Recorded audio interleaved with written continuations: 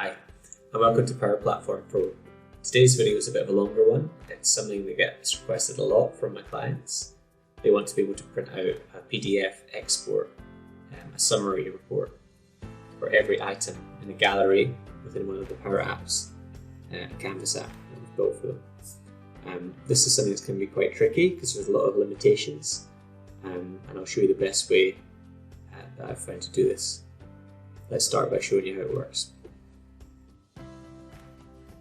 Okay, I've got a simple Canvas app here that's a task list. This is a gallery, and each of these tasks has associated actions with it. And the client would like to see, a list of all the tasks and all the actions on a PDF printout. But this could be something very complicated. There could be lots of things linked to these tasks, not just actions, but multiple tables, different charts and graphs, etc. So what we do is we select which ones we want to print from the gallery and hit print, and then it's going to trigger a flow which is going to go to a hidden Power BI report and print off in turn each of those tasks, so the go shopping task and the collect car from garage task and all of the associated actions. So we'll just speed the process along, and here's an email that I got previously with my attached PDF. I've put no effort into how this looks, but as you can see, it's a 2-page PDF because there were two items that I requested to be printed off. You've got task 1, some information about the task, but imagine this is complicated pictures and graphics, and then a list of actions that are associated with that task and their status. And then similarly for task 2, you've got all the actions for task 2, and this is something you can print out and hold. And as the live dashboard changes and the information in the app changes, they'll still have a hard copy of the information as it was in this moment in time. Let's see how I did it. So before I show you how to create the solution I built, here's some of the options that I looked at before I built it. To start with, I just wanted to use my Canvas app to print this off. And there is a function called print that you can use in the Canvas app to print a single page view, which is great. But I need to look through my gallery and print a page for each of the tasks in my gallery. And I can't do this using Power Apps. So yeah, you could potentially use Power Automate for Desktop to look through by mimicking like mouse clicks and print out each page and then somehow combine them, which is a separate issue. Like, it's hard to find a free way to combine PDFs for the average user. So I scrapped this idea, but one day hopefully they'll allow that on the print function, which would be awesome. That got me thinking, how can I actually look through it and print off these reports? So I started using Power BI because then I can control how my report looks very quickly and easily. But I have the same issue with a standard Power BI report. I can print off individual pages, but how do I then save them and then combine them for free? Not sure. Same's true for paginated reports using Power BI Report Builder. These reports are good because if you have a big table of information, the report can grow across pages. And my solution will work with Power BI paginated reports as well, which is something you might want to consider. But just straight out of the box, the paginated reports can only be exported, you guessed it, 1 page at a time. Shane Young and Reza have done videos about how to create HTML for your Power Apps and then create a PDF from it. It's quite complex. The PDFs don't look as good as a Power BI report. They can't be as complex. And again, you've got some complexities in how do you combine the files, how do you actually code it in the first place. The Power BI method that I'm going to show you is much easier. There is this video too, which I'll share along with the other links down below. This one is not using a Canvas app at all, but using a button to run a flow within Power BI itself, which is a good option. But in my case, I wanted the user to stay within the Canvas app for the whole experience because that's what they're used to using. Didn't want them having to go to Power BI and using filters and then coming back to the Canvas app. And then you have 2 apps instead of 1. So my method uses this action within Flow, export file to Power BI reports. And there's also an export file to paginated Power BI reports as well, which would work in similar ways I'm about to show you. Let's take a look. So the first thing to set up is actually the Power BI dashboard itself. As you can see, I've set one up here and I've made it a letter size page.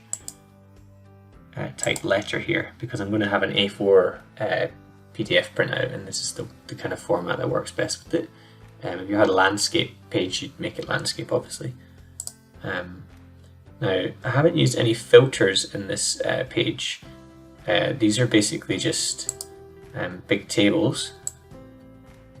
And the way the filtering is going to work is through row level security within the dashboard itself, so I don't need any filters. If I did have a filter, I wouldn't have the ability to then change what was in that filter. You can do that if you put a button directly in the Power BI to run this flow. I'm going to show you how to build, but I'm not triggering it from directly within the Power BI, so I can't pass it any information about the filters in the Power BI. I have to use this row level security trick, which you'll see in a second. But to set that up, you go Modeling, Manage Roles, and I've just created a new role here called Task ID role. As you can see, I've only got two tables in this Power BI report, Actions and Tasks, and this little icon means that I've done something to the Tasks table. And what I've done is I've said let the ID equal to the username. So no matter what you're filtering, you just pick the column that you need and you say equals username like this. And I'll show you in the flow what that means in a second. You then need to publish your Power BI report to the cloud, and then make sure that when you do that, you're publishing it to a premium Power BI workspace. This will only work if it's premium, and that's the same for any kind of paginated reports as well. It has to be premium. So here's my report here, dashboard example, and then you want to go to the security settings here and look at row level security, and I've just added myself here to the security role basically, so that's all you need to do for the setup. Now let's jump to the Canvas app. Just let it reload itself. Okay, so it's quite a basic app. I've got a gallery here of tasks. I've got a checkbox, and I'm setting a few things up on visible. So I'm clearing a collection called call print. That's where I'm going to store all the items that I'm going to print off for looping through. And I'm updating context. This is basically how you reset a checkbox control. So I'll just quickly show you how the reset works of the checkbox control.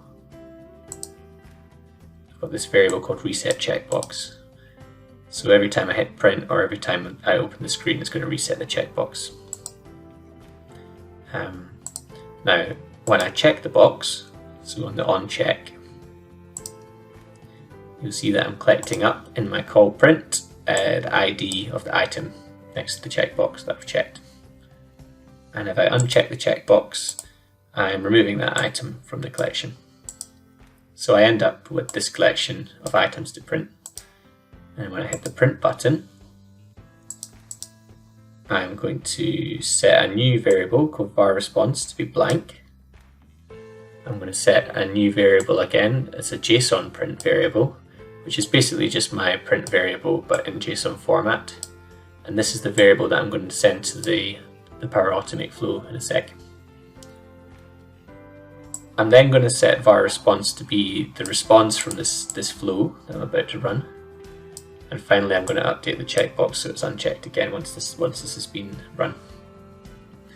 So the kind of main part of this is setting up this Power Automate from within the app.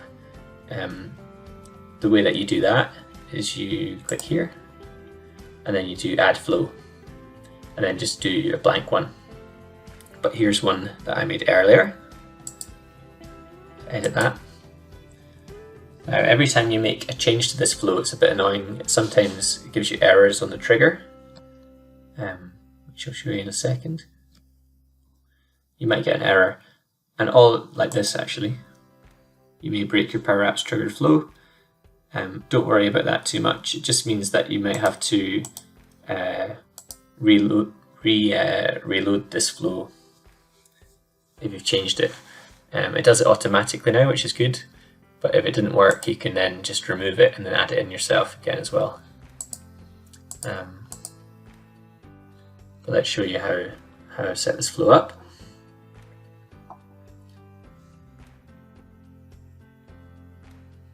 So it's triggered by Power Apps, me clicking that button.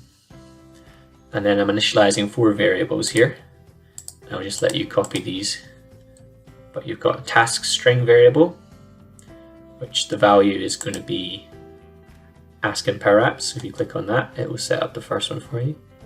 Email is just my email because I'm going to be emailing myself this report. But you could just send a link to SharePoint for this this PDF and display that in the app for the user to click as well. But yeah, this is the second variable that I'm passing from my app. So again, I've hit ask in Power Apps. Then I've got a tasks array, which is empty at the moment, and a file creator array, which is also empty at the moment. And then using the Parse JSON action on the task string variable, which is that call JSON, I think I called it in the app. Here. And you might just want to copy this code down as well. But essentially this is just looking for ID. Then I'm going to apply to each output of the call of the Parse JSON step above. I'm going to append it to the tasks array variable and call it ID. So I've got like an array of IDs, basically nice and clean now, from the app into this Power Automate. Now I'm going to add this export to file for Power BI reports. This is the main thing here. And there is an export to file for Power BI paginated reports as well, which you might want to use for those reports where the tables are long and they scroll over multiple pages. The same technique will work. And I'm going to look through each of my IDs in my tasks array. And I'm going to go to my workspace that I've just published my Power BI report to, which is called Dashboard Example. And I'm going to use export format PNG, which is maybe surprising, but it's because I had some problems with the PDF export. It was often saying it was corrupt, or it was actually not working in some cases at all, and I don't know why. So I'm using PNG, which is fine. It's just going to take a snapshot of the Power BI dashboard. Now the report section here, you can get that from the Power BI online service. So if I open up my dashboard again, dashboard example, you'll see here report section. So that's the part that you need there.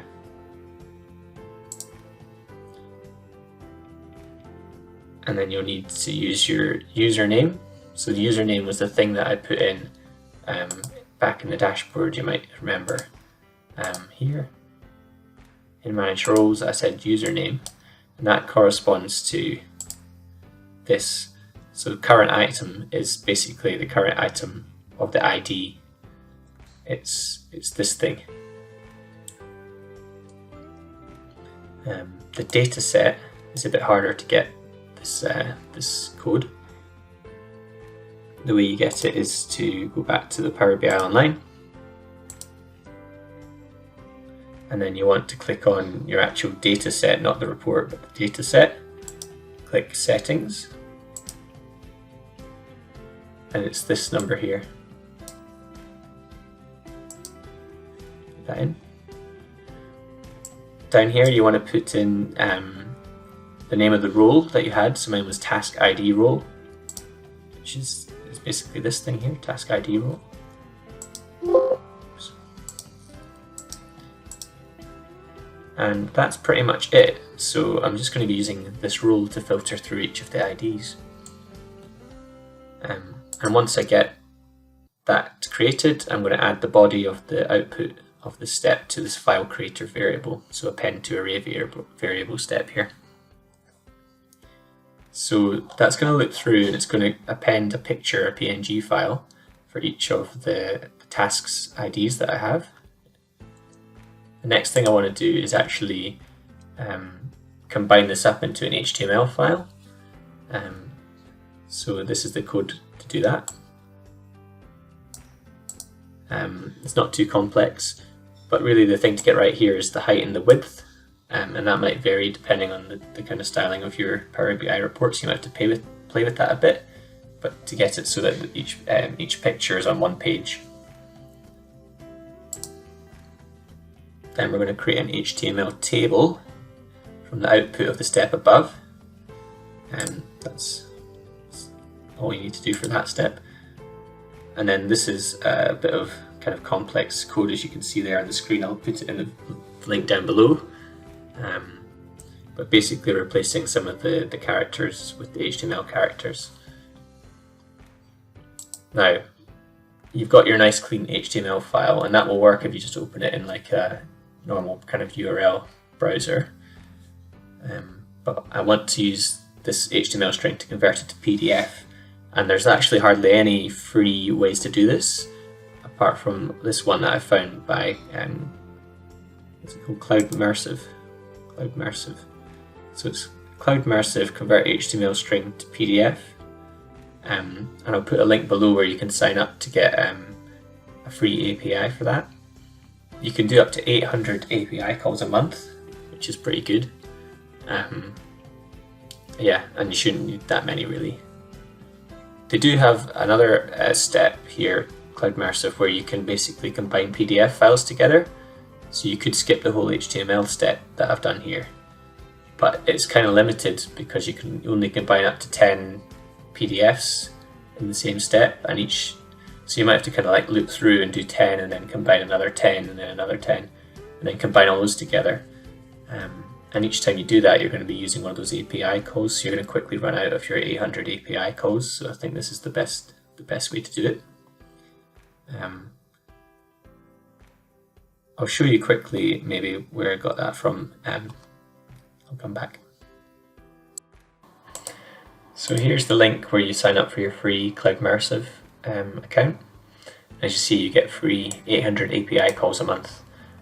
Once you've signed up, you create a key and it'll give you the API key, and you basically, the first step when you add in this this action in Power Automate is to put the API key in. Once you do that, you'll see these options here, and basically you're going to use the outputs of that compose step where you've done this replacing, and that's going to be it. You're going to have a PDF which you can email. So I've got a simple email here where I've done test.pdf is the name, and I'm attaching the body of my Cloudmersive step. And then finally, I'm just responding success to my app as a response. And you'll see that that's going to let them know that the email's been sent and everything's worked. And it's going to, if I just run that through, it's going to close this little pop-up, and then they're going to be able to click OK and continue using the app. So my email's been sent and my message is now changed, and you can see that the visible properties of these boxes is based on this var response, which now equals success instead of being blank. As soon as I hit OK here, it's going to put that back to being blank, I think. Possibly not, it's going to clear the collection, but when I run the button again, the first step of the print is to set it to blank here. One thing I will mention is that this can be a little bit slow to go through that export to PDF step. So what I've done, if you don't care about the order that the IDs are going to be printed out in, like the page order, you can speed it up quite considerably. If you come in here and go to the settings,